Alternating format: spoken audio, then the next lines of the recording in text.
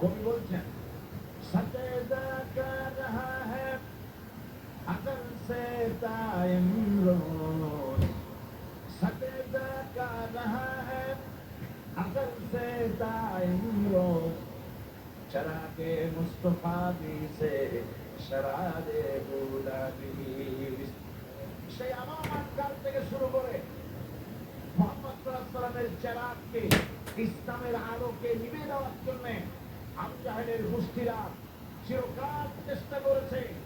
আল্লাহ পাক তাদের এই বাতিলের সৃষ্ট টর্নেডো, গর্জি, জলোচ্ছ্বাস, ঘূর্ণিঝড়কে সবকিছু উপেক্ষা করে মুহাম্মদ সাল্লাল্লাহু আলাইহি ওয়াসাল্লামের ইসলামের ইসলামের চেরাগকে বাতিলকে জ্বালিয়ে রেখেছে।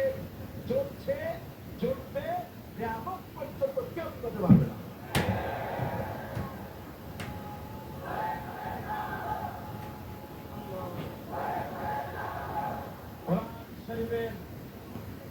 কোরআন শরীফের তাফসীর শুরু করার আগে প্রতিদিনের মতো সাংবাদিকদের জন্য কিছু কথা বলতে হয়, কারণ সময় মতো তারা খবর পৌঁছতে না পারলে আপনারা এখানে লক্ষ লক্ষ আছেন মানুষ, কিন্তু সারা জাতি জানতে পারবে না এখানে কি হচ্ছে।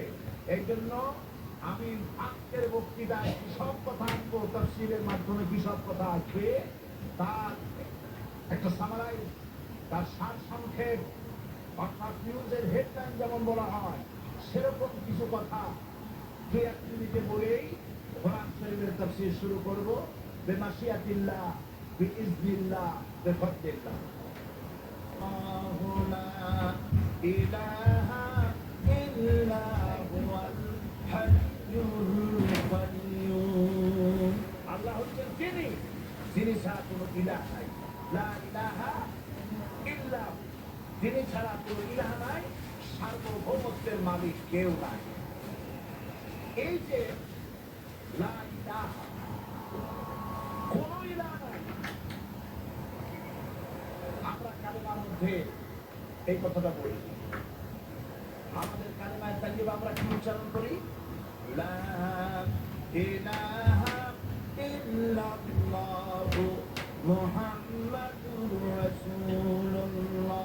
জোরে পড়েন লা ইলাহা ইল্লাল্লাহ, লা ইলাহা ইল্লাল্লাহু মুহাম্মাদুর রাসূলুল্লাহ।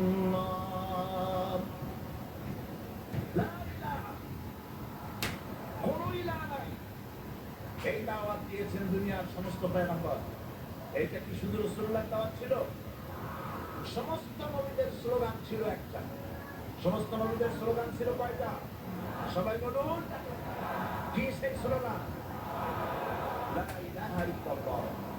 কোরআন শরীফের ভিতরে ইলাহ শব্দ 147 বার এসেছে।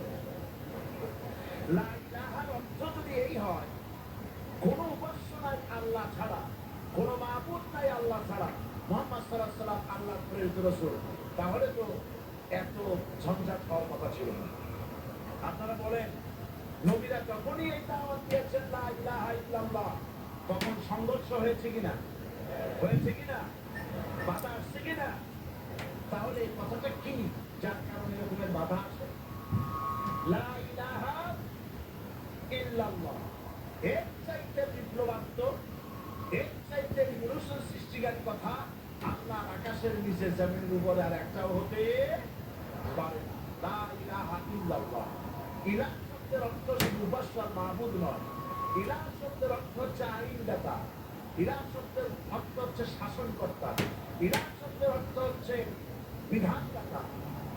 তো লা ইলাহা যখন একটি লোক ঘোষণা করে, তার অর্থ দাঁড়ায় কোনো আইনদাতা নাই, বিধানদাতা নাই, শাসনকর্তা নাই, কারো আইন মানি না, বিধান মানি না, শাসন মানি না, আল্লাহ ছাড়া। কে ছাড়া? আল্লাহ। এই কালেমার দাওয়াত যখন পয়গম্বররা দিয়েছেন, তখন 3 শ্রেণীর লোকেরা বাধা দিয়েছে। বলেন কয় শ্রেণী? সবাই বলেন। 3 শ্রেণীর লোকেরা বাধা দিয়েছে। লক্ষ্য করুন। 1 নম্বরে বাধা দিয়েছে রাষ্ট্রশক্তি। 1 নম্বরে বাধা দিল কারা? 2 নম্বরে বাধা দিয়েছে ধনাঢ্য ব্যক্তিবর্গ। তিন নম্বরে বাধা দিয়েছে যারা কায়েমি স্বার্থবাদী ধর্মীয় শক্তি। এই তিনটি শ্রেণী সমস্ত নবীদেরকে বাধা দিয়েছে। সেই বাধা অতীতে যারা দিত এখন আর দেয় না, নাকি এখনো দেয়? দেখো, ইসরাঈলের দাওয়াত হযরতে মূসা আলাইহিস সালামকে যেদিন আল্লাহ পাক প্রথম ওহী দিলেন, এই দাওয়াত শুধু রাসূল দেন নাই, আল্লাহ পাক বলছেন প্রত্যেক নবী তার জাতিকে এই দাওয়াত দিয়েছেন। কি?